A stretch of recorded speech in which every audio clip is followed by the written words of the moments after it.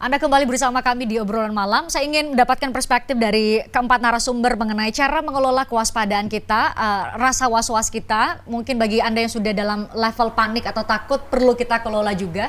Saya meminta perspektif Pak Miming terlebih dahulu. Ini bagaimana kami supaya lebih, konteksnya itu diwaspada. Nggak takut, nggak panik, tapi diwaspada. Lebih ke bersiap untuk kondisi terburuk pun sekalipun. Pak Miming. Ya, tentunya adalah kita harus mencari informasi itu dari pihak-pihak yang kredibel dan bisa mempertanggungjawabkan apa yang disampaikan gitu ya. Jadi dalam hal ini tentunya BMKG ketika memberikan informasi potensi cuaca ekstrim tentunya berdasarkan data-data yang valid, kemudian potensi-potensi juga kita berikan secara benar gitu ya, supaya tidak bisa tidak menimbulkan kepanikan. Dan tentunya ketika himbauan kami tentunya ketika masyarakat mendapatkan informasi bagaimana potensi cuaca ekstrim akan berdampak di beberapa hari ke depan, yang paling perlu dilakukan adalah meningkatkan awareness atau kepedulian terkait dengan informasi tersebut supaya bersiap diri ketika misalkan akan melakukan perjalanan. Jika diidentifikasi ada potensi cuaca ekstrim, maka tingkat kehati-hatian baik ketika akan berwisata di laut atau di darat ini juga harus ditingkatkan. Mungkin demikian, Mbak. Oke, Pak Miming. Kalau dari Bu Shelfie? Baik, kalau dari kami, Mbak, tentunya kami selalu berkomitmen untuk mengutamakan keselamatan. Sebagai pengelola pelabuhan, kami bertugas untuk menyediakan sarana dan prasarana di pelabuhan dan memastikan semua fasilitas ini berfungsi dengan baik. Nah, kemudian juga tadi saya sudah sampaikan bahwa sebagai operator kapal, kami juga memastikan bahwa semua armada kami berada dalam kondisi prima. Kami selalu menerapkan SOP yang mengacu pada ISM Code atau International Safety Management yang juga mencakup instruksi kerja pelayanan kritis pada kondisi cuaca buruk.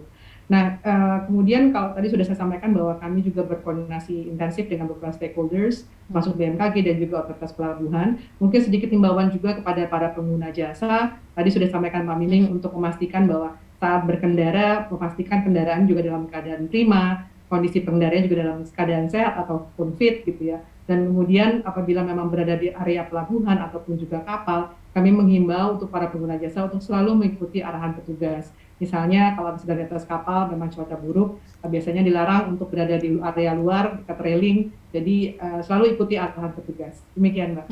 Bu Selvi, satu lagi mungkin, dari ASDP sendiri kanal-kanal komunikasi informasi itu bisa dengan mudah kami dapatkankah misalnya lewat media sosial atau ada customer service bagi para pengguna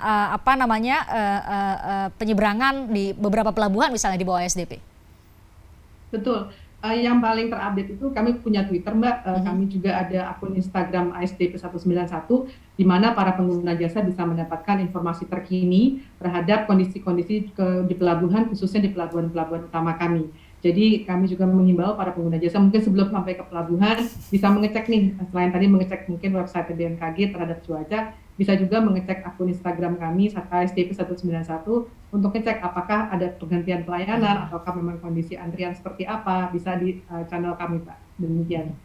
Baik, kalau dari Pak Haryadi mungkin mewakili para pelaku sektor wisata khususnya hotel ya, mungkin.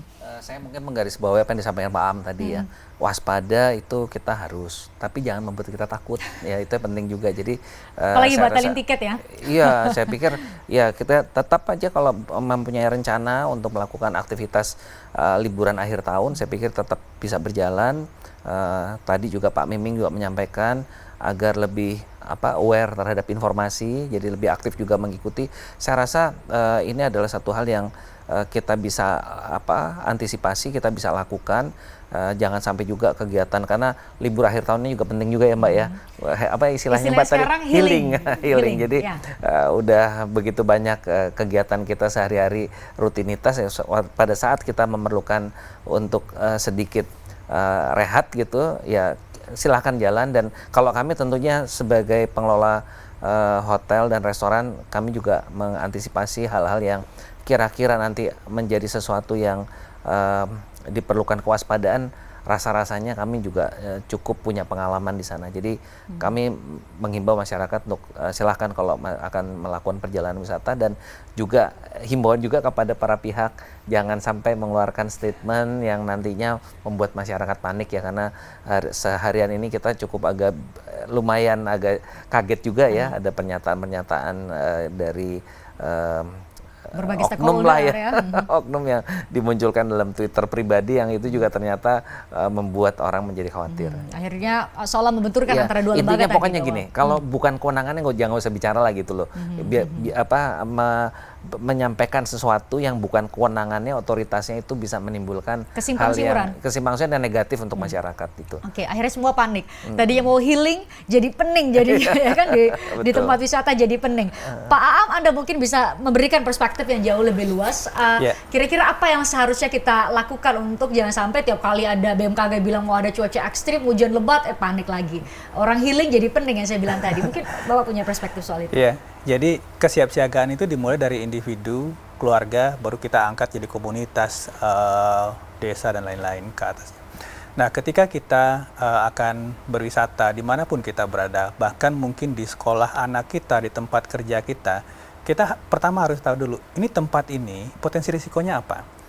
Loh, tahunya dari mana? BNPB itu punya aplikasi Inaris Personal. Oh, BNPB juga punya? Punya. Apa Pak namanya? Inaris Personal. Inaris Personal. Yang bisa, dimanapun kita di NKRI ini, kita bisa tahu, oh ini saya di sini ada potensi banjir, ada potensi gempa bumi.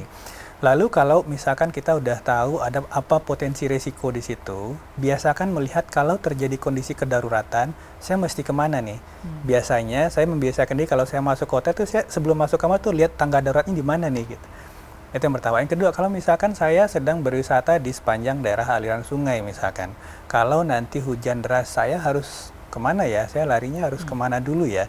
Artinya, biasakan kita melihat kalau terjadi kondisi kedaruratan, apa yang harus dilakukan dan kemana kita harus berlindung, kemana kita harus menaruh mobil dan lain-lain. Karena inilah bentuk adaptasi kita terhadap negara kita yang memang dalam 1 tahunnya minimal tuh 3.500 kali kejadian bencana. 3.500 kali kejadian bencana. Dari 1 Januari sampai 25 Desember itu 3.461 kali kejadian bencana. 2022, 2021 5.460 kali kejadian bencana. Itu jumlah yang besar. Jadi ya kita harus adapt dengan itu, kita harus beradaptasi dengan itu. Ini jangan sampai lagi kita ketika ada potensi megatrust kita heboh, karena yang mungkin perlu kita gariskan atau kita biasakan ke depan, ketika kita bicara ancaman bahaya, kita kadang terlalu fokus pada ancamannya. Ada potensi tsunami 30 meter, kita fokus di 30 meternya, bukan apa yang harus saya lakukan supaya tsunami 30 meter ini nggak membahayakan saya. Gitu. Jadi kita fokusnya di ancamannya, bukan apa yang harus kita lakukan bersama. Nah, ini mungkin diskursusnya yang harus kita geser ketika ada pernyataan ada potensi cuaca ekstrim. Lalu apa yang harus dilakukan? Apa yang harus dilakukan ini harus kita kedepankan. Sehingga pertanyaannya siapa yang mengambil peran itu, Pak Aam? Ketika perlu untuk ini kan berarti kalau dengar apa yang Bapak sampaikan tadi tidak hanya sekadar sosialisasi, tapi kadarnya sudah harus literasi dong. Ya, sudah harus literasi terhadap berbagai mitigasi terhadap bencana. Siapa yang mengambil peran itu? Atau peran itu terbagi-bagi sebenarnya ke berbagai lembaga dan sebenarnya perlu penguatan komunikasi dan koordinasi antar para lembaga itu? Benar, penguatan koordinasi penting. Kemudian keinginan kita sebagai masyarakat untuk mencari pun itu perlu untuk kita tumbuhkan. Artinya ketika kita bicara kesiapsiagaan bencana, semua kita, apapun status kita, siapapun kita adalah subjek dalam kesiapsiagaan itu. Kita tidak menempatkan satu entitas masyarakat sebagai objek yang harus mendapat feeding, yang harus mendapat bantuan dari entitas masyarakat yang lain. Kita semua adalah subjek, karena ketika terjadi bencana, Mbak, dia nggak akan, wah ini wali kota nih, nggak usah dikenain banjir, wah ini bupati, nggak akan. Ketika terjadi banjir bandang di Cianjur misalkan, banyak sekali kepala desa yang kehilangan keluarganya, sehingga dia bisa optimal membantu warga. So, ketika terjadi bencana, kita semua bisa jadi korban. Ketika kita bicara kesiapsiagaan, kita semua adalah subjek dalam itu. Jadi kita semua yang harus siap siaga, itu kuncinya. Semua berperan ya, semua berperan. Jadi yang kalau ditanyakan siapa yang punya kewenangan atau punya tugas untuk memberikan literasi ya semua. setidaknya mulai dengan tadi buka berbagai media sosial dari berbagai lembaga. Tadi Pak Aam menyebut mengenai inarisk.bnpb.go.id. INA akronim dari Indonesia, risk ya, risiko.bnpb.go.id. Kita bisa dapatkan informasi soal itu. Anda juga bisa buka berbagai media sosial BMKG, juga termasuk KSDP, bisa buka tadi kita harapkan ya para pelaku usaha di berbagai sektor wisata juga sudah bersiap diri, termasuk kita semua calon wisatawan juga sudah bersiap diri. Mari kita sama-sama punya literasi yang baik untuk bisa menghadapi atau memitigasi bencana. Pak Am terima kasih, Pak Haryadi terima kasih, Pak Miming terima kasih, Bu Selvi juga terima kasih. Semoga ini bisa membantu mengelola kewaspadaan, atau kalau sudah panik ya jadi bisa dikelola menjadi waspada saja supaya kita bisa was-was dengan segala kemungkinan terburuk. Terima kasih, selamat liburan buat Anda yang tengah menyaksikan kami kalau lagi liburan. Bagi yang bekerja, besok ada tugas, selamat melanjutkan mengerjakan tugas. Saya akan jumpa Anda besok di obrolan malam. Saya Pristi Angrich, sampai jumpa. Tertarik dengan diskusi saya dengan para narasumber? Saksikan obrolan malam dengan topik-topik menarik lainnya. Jangan lupa subscribe ya channel YouTube Berita 1. Like, komen, dan share video ini ya. Terima kasih.